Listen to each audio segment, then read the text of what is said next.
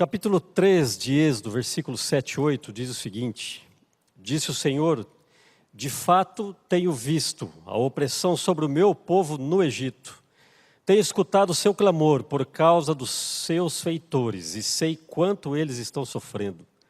Por isso desci, para livrá-los das mãos dos egípcios e tirá-los daqui, para uma terra boa e vasta, onde manam leite e mel, a terra dos cananeus, dos hititas, dos amorreus, ferezeus, heveus e dos jebuseus.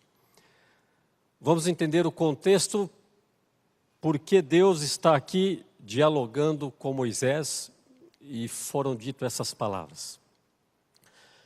Deus só estava aqui conversando com Moisés, o escolhido para libertar o seu povo, porque Deus, há algum tempo atrás, havia feito uma promessa para Abraão. E essa promessa, convido você a abrir a sua Bíblia em Gênesis, no capítulo 12 de Gênesis, para a gente entender por que chegou ao ponto do povo estar escravizado no Egito. O capítulo 12 de Gênesis, no versículo 1 diz: Então o Senhor disse a Abraão, saia da sua terra, do meio dos seus parentes, da tua casa e da casa do seu pai, e vá para a terra que eu te mostrarei. Farei de você um grande povo e te abençoarei, tornarei famoso o seu nome e você será uma bênção. Deus, ao chamar Abraão, ele diz: olha, você vai ser uma bênção. Através de você eu farei um grande povo. Mas juntamente com essa promessa, com esse diálogo, Deus agora, ele continua com Abraão, mas no capítulo 15 de Gênesis, nos versículos 13 e 14, tem um detalhe. Porque Deus agora diz assim para Abraão: Então o Senhor lhe disse, saiba que os seus descendentes serão estrangeiros numa terra que não lhes pertencerá, onde também serão escravizados e oprimidos por 400 anos. Mas eu castigarei a nação a quem servirão como escravos, e depois de tudo sairão com muitos bens. Deus, ao dizer para Abraão que você será pai de uma grande nação, Deus também disse, só que essa nação será cativa por 400 anos. E é por isso que o povo hebreu, esses descendentes de Abraão, foram para um contexto de escravidão no Egito. Alguns confundem algumas coisas do que Deus fala. Deus apenas diz isso não porque Deus estava amaldiçoando o povo, mas porque Deus sabia que essas coisas aconteceriam. Alguns têm dificuldade de entender o que Deus fala, não é o que Deus previu, não é uma predestinação que isso acontecesse, mas Deus, sabendo do futuro, ele já estava avisando Abraão, esse povo um dia será escravo por 400 anos. E quando nós lemos o texto de Êxodo, Deus está justamente conversando com Moisés, prometendo agora uma terra onde emanava leite e mel. A terra de Canaã. Dentro desse contexto, agora nós vamos para Números capítulo 13. Estamos fazendo primeiro um raciocínio para que você entenda o que nós temos para falar essa noite. Números capítulo 13. Números 13, no versículo 23, Deus, ao pedir para que Moisés tomasse de cada tribo um homem, Deus diz, olha, o povo está murmurando, está chegando muita murmuração até mim. Mas para que o povo pare de murmurar, você vai fazer o seguinte, escolha um homem, um de cada tribo, das 12 tribos do seu povo, e façam com que eles espiem essa terra. E os homens permaneceram lá durante 40 dias. Mas quando esses homens foram espiar a terra, realmente a promessa de Deus estava ali. Era uma terra onde realmente manava leite e mel, uma terra produtiva, uma terra próspera. Essa era a grandiosa promessa de Deus. Mas juntamente com essa promessa tinha um detalhe. Nessa terra habitavam gigantes. E uma prova de que ali habitavam gigantes está no versículo 23, que diz assim: Quando chegaram ao vale de Escol, cortaram um ramo do qual pendia um único cacho de uvas, 2 deles carregando o cacho pendurado numa vara. Colheram também romãs e figos. Bom, Se a uva tinha o tamanho de um cacho, onde 2 homens tinham que carregá-lo, você imagina o tamanho dessa romã, não é, pastor? Que bênção de terra. Agora, se a uva era tão grande, a ponto de 2 homens terem que carregá-las, imagina agora o tamanho do cidadão para chupar essa uva aí. Essa era a terra que Deus havia prometido. Porque alguns olham e pensam num grande cacho de uva, mas esquece que alguém tem que comer esse negócio aí. Então, quando eles olharam para aquele povo, voltaram os 12 homens, agora começa um grande detalhe. E é aqui que eu quero me atentar um pouquinho.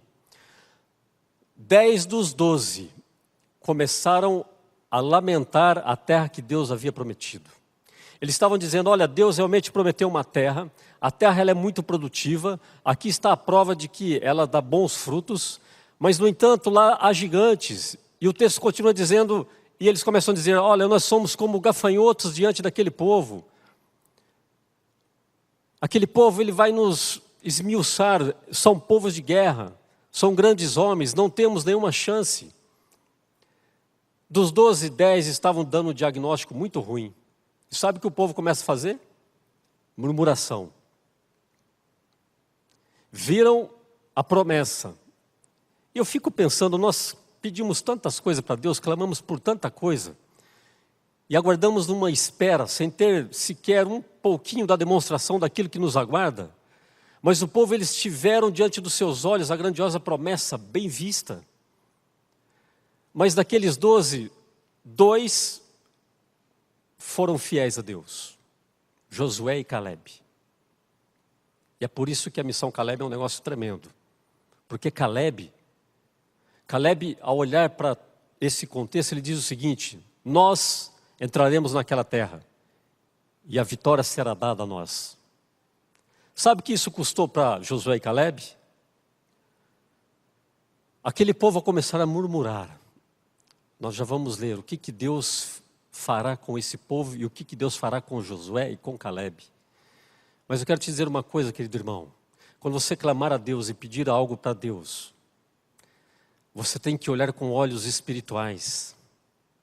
Porque aquilo que está diante dos nossos olhos, nós não conseguimos medir, nem enxergar, nem ter uma ideia do que acontecerá, baseado em fatos, porque é justamente no meio da tribulação, no meio da luta, no meio da dor, que nós clamamos e procuramos mais a Deus. Hoje eu cheguei a compartilhar isso. A oração ela não deve ser o último recurso, mas a oração ela tem que ser o primeiro recurso. É antes de tudo que você tem que orar, não é depois de tudo que você tem que orar. A oração ela não é um momento de desespero, nem um momento de clamor, não é uma tragédia que você passa que você começa a orar. A oração ela vem antes disso. A oração ela é uma comunhão diária. Pessoas que oram clamando a Deus somente no meio de uma turbulência, são pessoas que não estão tendo uma visão espiritual do próprio Deus. E quando não olhamos com olhos espirituais, nós teremos dificuldade. Mas como adquirir essa visão espiritual da coisa? O povo e aqueles espias, 10 deles olharam com olhos humanos e só conseguiram enxergar o que lá? Gigantes. Esqueceram da promessa para Abraão, esqueceram da promessa para Moisés, esqueceram das pragas que caíram no Egito, esqueceram da libertação, esqueceram da celebração da primeira Páscoa, onde Deus milagrosamente tirou todo o seu povo daquela escravidão. Porque viram gigantes. O que você tem visto na tua vida espiritual? O que você tem experimentado enxergar com Deus? O tamanho da sua comunhão com Deus é justamente o tamanho de onde a sua visão vai chegar. Quando eu e você não temos uma boa comunhão com Deus, a nossa visão, nós somos míopes. Não sabemos esperar em Deus. E era o que estava acontecendo com aquele povo. Abra sua Bíblia. Deixa marcadinho aí que a gente vai voltar depois em Números. Em Salmos 105. Sabe que Salmos 105 e 106, ele fala justamente sobre a saída do povo do Egito. E como Deus foi se manifestando. Salmo 105, de 8 a 11, diz assim. 7. Ele é o Senhor, o nosso Deus. Deus que seus decretos são para toda a terra. Ele se lembra para sempre da sua aliança, por 1000 gerações a palavra que ordenou, da aliança que fez com Abraão, do juramento que fez a Isaque. Ele o confirmou como decreta a Jacó, a Israel como aliança eterna, quando disse: darei a vocês a terra de Canaã, a herança de que lhe pertence. Deus já havia dito: olha, essa terra será de vocês. Deus já havia prometido: essa terra será de vocês. Não será de mais ninguém. Eu escolhi essa terra para vocês. Mas quando chegaram diante dessa terra, os olhos deles vacilaram. E dentro desse contexto, olha só, Salmo 105, ele continua dizendo assim, ó, versículo 16, por exemplo: ele mandou vir fome sobre a terra e destruiu todo o seu sustento, mas enviou um homem adiante deles, José, que foi vendido como escravo. E agora o Salmo começa a contar as histórias, e ele diz também no versículo 29, ele transformou as águas em sangue, causando morte de peixes, a terra ficou infestada de rãs, e relata todas as pragas que caíram no Egito. Mas agora no capítulo 106 de Salmos, diz assim, começa: deem graças ao Senhor, porque Ele é bom, o seu amor dura para sempre. Quem poderá descrever os feitos poderosos do Senhor, ou declarar todo o louvor que lhe é devido?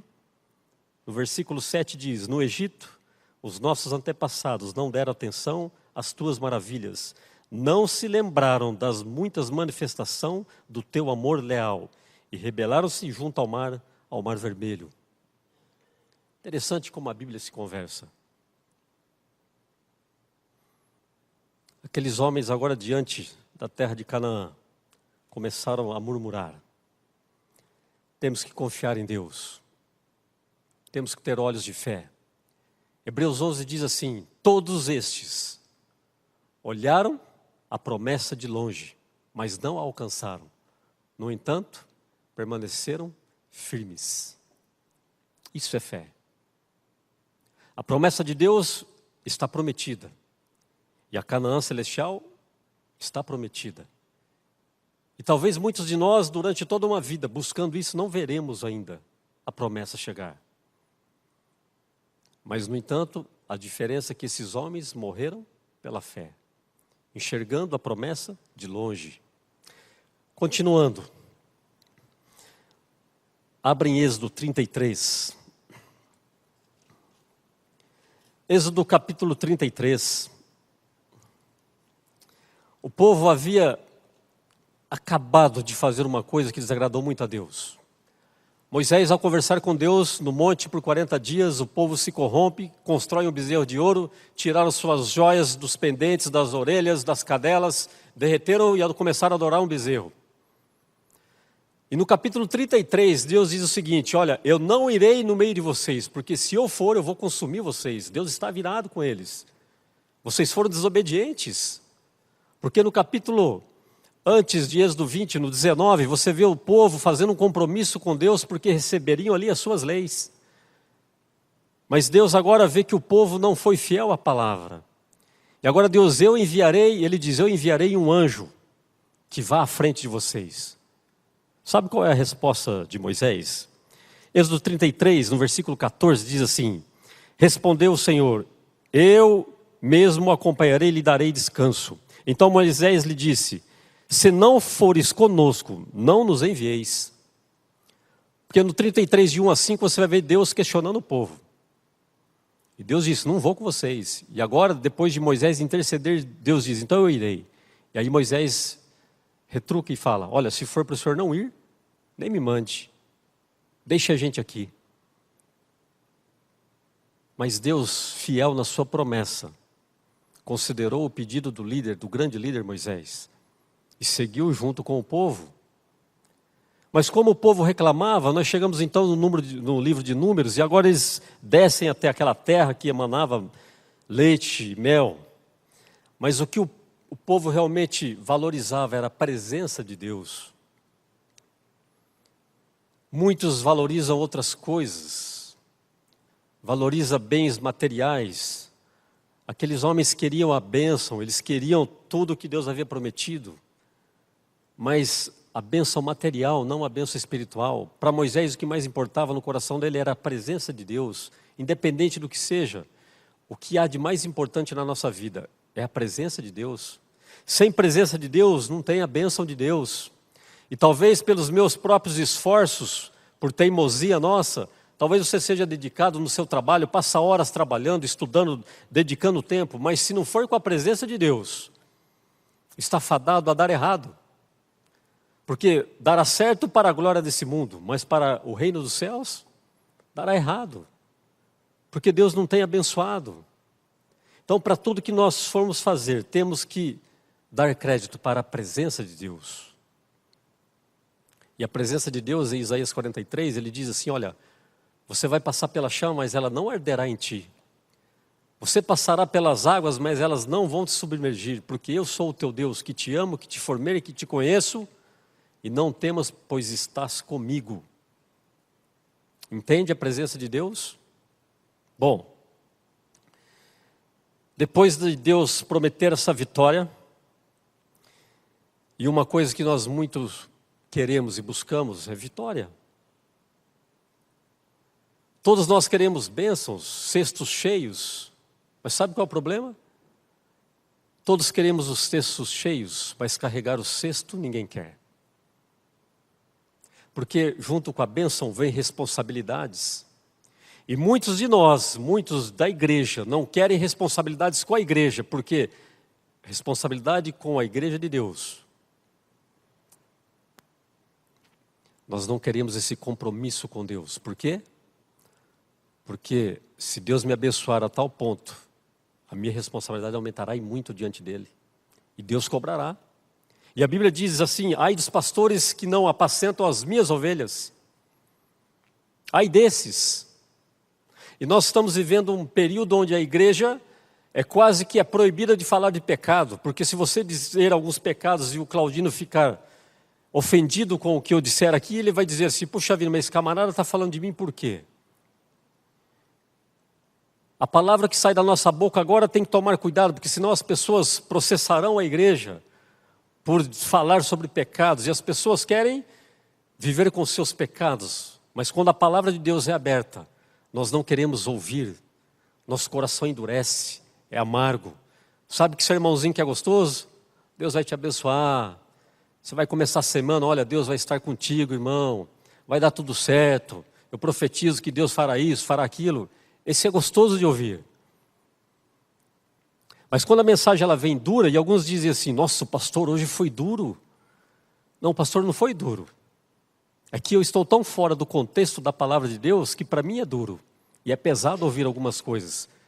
Mas quando a Bíblia é aberta, não é a palavra do homem que está aqui à frente que está sendo dita, é a palavra de Deus, a própria palavra de Deus. Mas queremos personalizar a nossa Bíblia, os nossos caminhos. E agora, Deus olha para aquele povo. E Deus olhando para Josué e Caleb, Deus vai dizer o seguinte, de todo esse povo que saiu da terra do Egito, todos esses ficarão aqui. Vocês espiaram a terra por 40 dias, 40 anos vocês vão ficar sobre a face dessa terra, mas nenhum de vocês entrarão. E Deus diz, de 20 anos para cima, todos morrerão. Todos. Saiu um povo do Egito, uma geração, quando chegaram na terra prometida, era outro povo. Era um povo renovado. Só entrou Josué e Caleb, porque Deus diz, como eu disse a minha palavra, apenas Josué e Caleb, por terem sido fiéis a mim, entrarão na terra prometida. Nem Moisés, por ter desobedecido a Deus no meio do trajeto, entrou. E olha que Deus chamou ele em cima do Monte Horebe e mostrou toda a terra. E disse, está vendo essa terra que eu prometi a teu pai, Abraão, Jacó, Isaque? Você não herdará. O povo entrará, mas você fica aqui. Sabe o que me entristece? É falarmos tanto de um advento, levamos até o advento no nosso nome, na nossa denominação.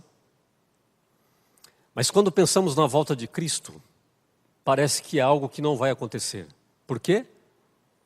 Porque chegará um dia na porta de Canaã, que muitos não entrarão, porque se desviaram e murmuraram durante toda uma vida, e viveram uma vida fora dos caminhos de Deus.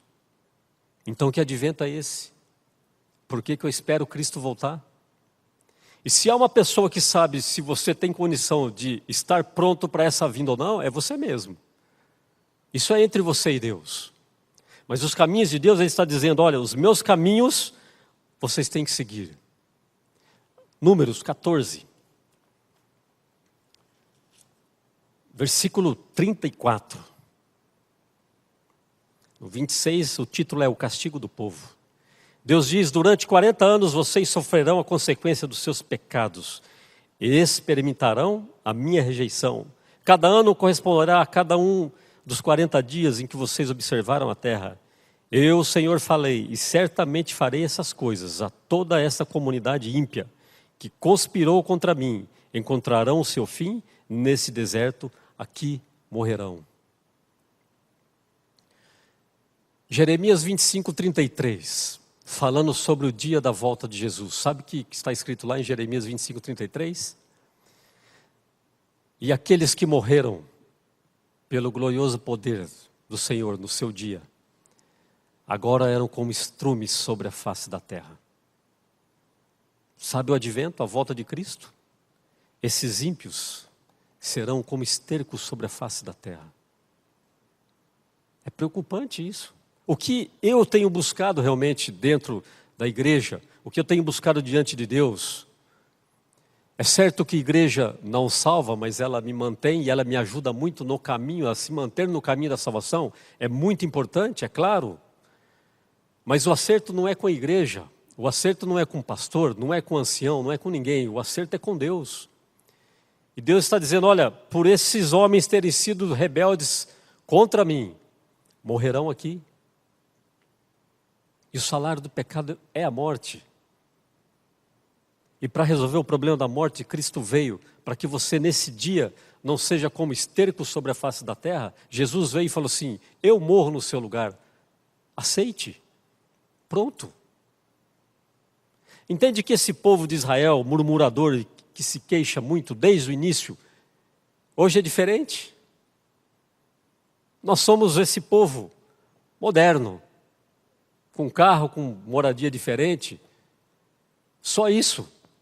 O povo é o mesmo.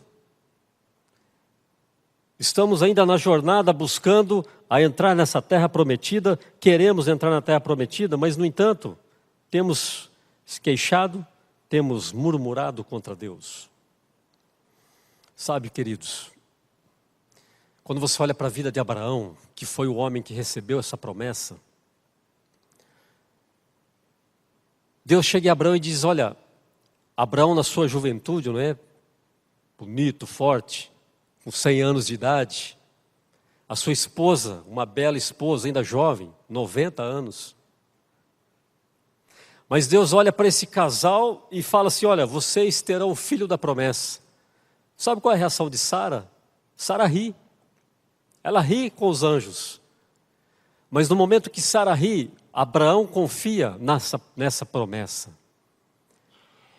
Se Sara, em toda a sua juventude e beleza, não teve condição de estar grávida, imagina com 90 anos, já no final da vida. Mas sabe qual é a diferença? Eles creram na promessa. E agora, o corpo de Sara, o quadril começa a mudar, a sua pele começa a ficar diferente, não é? Tudo começa a esticar um pouquinho, e aí os vizinhos vão olhar, olha, a Sara está ficando diferente, a canelinha está mais inchada. Com 90 anos, gerou um filho, o filho da promessa, porque eles creram. Deus pode tudo, e se Deus prometeu, Deus pode mover o céu e a terra para cumprir a sua promessa. Deus é fiel. Hebreus diz que fiel é aquele que prometeu, mas eu e você temos dificuldade de continuarmos e permanecermos fiéis dentro dessa promessa. O povo estava caminhando para a terra Canaã prometida. Nós estamos caminhando para Canaã celestial, para a Nova Jerusalém. Mas o que temos feito no meio de todo esse caminho? Outra coisa que vemos aqui são as oportunidades que Deus dá para o povo. Deus é um Deus de oportunidades. Nós temos que ficar atentos, porque se você tem orado e clamado a Deus por algumas coisas, agarre as oportunidades que Deus te dá. Porque Deus está dizendo assim, olha, você tem sido fiel, e eu vou ser fiel a você também. E Deus é fiel. Mas às vezes é como, existe uma tirinha, um quadrinho, que dá um exemplo disso. O camarada está orando em alto mar, afundou o seu barquinho, e aí então vem um navio da guarda costeira para rebocá-lo e fala, não, Deus vai me resgatar. E o navio vai embora. E agora vem um helicóptero, desce ali a escada, e ele diz, não, pode ir embora, Deus vai me resgatar aqui. E por terceiro vem um outro barco, e ele diz, não, Deus vai me resgatar. Morreu afogado. Por 3 vezes as oportunidades chegaram, Deus colocando pessoas. Acontece que Deus usará ferramentas durante toda a nossa vida para que te dê oportunidades. Não espere que Deus vai se manifestar dentro do seu quarto, uma luz brilhante, um Shekinah. Não é isso que Deus está falando, mas Deus vai usar de circunstâncias da sua vida para cumprir a sua promessa que Ele fez a mim e a você. Agora, uma coisa é certa a dizer. Nós estudamos esse trimestre sobre a lição, sobre a história de Jó. A fidelidade de Jó é o seguinte, nós sabemos que Jó recebeu tudo em dobro. Mas Jó não sabia e Jó não esperava. E se Jó fosse à sepultura, sofrendo daquela maneira, Jó tinha permanecido, assim como permaneceu, fiel. Porque ele não estava de olho depois no que ele receberia depois, porque ele nem sabia do contexto, por que ele sofria. Então eu quero te dizer uma coisa, talvez sua vida é pesada, é difícil, talvez o momento que você vive é preocupante, e talvez não vai se resolver mesmo, você leve isso para a sepultura, mas uma coisa eu tenho que te dizer, não perca a esperança, porque a promessa ela não é para essa terra, a promessa ela não é para aqui, a promessa é para a eternidade. E se eu ficar com os olhos apenas nos gigantes, eu esquecerei das bênçãos que era aquela terra. Assim como aqueles homens, as oportunidades que Deus vai dando e os instrumentos que Deus vai colocando. O povo chegou a clamar tanto e reclamar tanto de Deus, que um dia eles clamaram por comida. O povo dizia que estava enjoado do maná. A Bíblia diz que o maná parecia o sabor como bolos de mel. O povo enjoou. E sabe o que o povo queria? Nós queremos carne. E sabe o que Deus fez? Deus envia um vento. E a Bíblia diz que Deus enviou tanta codorninhas, que era da altura de 2 côvados. Um côvado é de 45 a 50 centímetros. 1 metro de codornize cercando o arraial de uma banda e para outra. Quilômetros de codornas. E sabe que a Bíblia diz? Que o povo comeu tanta codorna, que o que juntou menos, ele juntou 10 homers. Sabe o que é isso aí? É um barril de 35 litros. O que tinha menos codorna, ajuntou 10 desse. E a Bíblia diz que eles comeram tanto que saía carne pelo nariz. É Deus suprindo o povo e mostrando o povo e falando assim, eu estou contigo. E sabe o que o povo fazia? Se queixava. Murmurava, onde está Deus? Foi para isso que o Senhor trouxe a gente para o deserto, para morrer na mão dos egípcios aqui, depois diante do Mar Vermelho. Então quantas vezes na vida eu e você temos olhado para esse Deus e, porque tudo a gente culpa a Deus, olha, por que Deus permite, por que Deus permitiu, Senhor Deus eu tenho sido fiel, por que Deus permitiu meu filho nascer assim, não, por que Deus permitiu que a minha vida fosse para esse rumo, por que Deus permitiu? Deus permitiu. Claro que tudo acontece, não acontece sem permissão de Deus. Mas de uma coisa você está esquecendo. Satanás é tão astuto que tudo na vida nós atribuímos a Deus. Quando a Bíblia diz que é por causa do pecado que existe a morte, a dor, o sofrimento, tudo. O próprio Cristo chama Satanás de o príncipe desse mundo. E sabe o que a gente faz? Se queixa de Deus. E é muito bonito falar sobre Deus, mas de uma coisa nós não podemos esquecer, do inimigo de Deus. Porque enquanto você está trabalhando e buscando a Deus, sabe o que o inimigo está fazendo? Ele não dorme dia e noite. É como um leão querendo devorar, aquele buscando um para tragar. Satanás não para, ele é incansável. Ele quer te tirar isso tudo. Ele quer que você veja apenas a desgraça, a dor do deserto. E na Bíblia, sabe... O cristão, ele está com uma cultura assim, né? Quando tudo está difícil, ele diz assim, estou passando por um deserto aí. Né, senhor Antônio? Rapaz, estou num deserto. Puxa vida, estou num deserto. Mas quando você vai para a Bíblia, é no deserto onde Deus faz os maiores milagres. As maiores promessas se cumprem durante o período do deserto. As maiores manifestações de Deus é justamente no deserto. É onde Deus mais abençoa um povo, é justamente no deserto. E nós ficamos aí se queixando e tal, isso, aquilo. E se a vida está difícil, eu quero te dizer uma coisa. Isso não é teologia da prosperidade, né? É bem ao contrário, porque se está difícil, vai piorar. Porque isso é profético e é bíblico. Se você espera uma melhora, desculpa te decepcionar, mas a Bíblia diz que vai piorar. Coisas piores do que nós temos vistos acontecerão. Você vai para 2 Timóteo, capítulo 3, e os homens eram ali amantes de si mesmos, orgulhosos, jactanciosos, soberbos. E aí vai uma lista infinita de 5 versículos, só porcaria. Só. Esse é o contexto para o tempo do fim. Eu espero que você nessa noite não olhe apenas para as dificuldades de receber a bênção. Talvez a bênção tenha chegado tão perto de recebê-la, mas a gente desiste, deixa de orar, deixa de louvar a Deus. Às vezes está ali, como se diz por aí, na cara do gol. Mas começamos a murmurar, a questionar, a reclamar e desistimos no meio do caminho. E muitos daqueles não entraram na terra prometida por causa disso. Eu espero que a tua fé não se abale. Eu espero que a tua vida seja firme realmente na rocha, que é Cristo.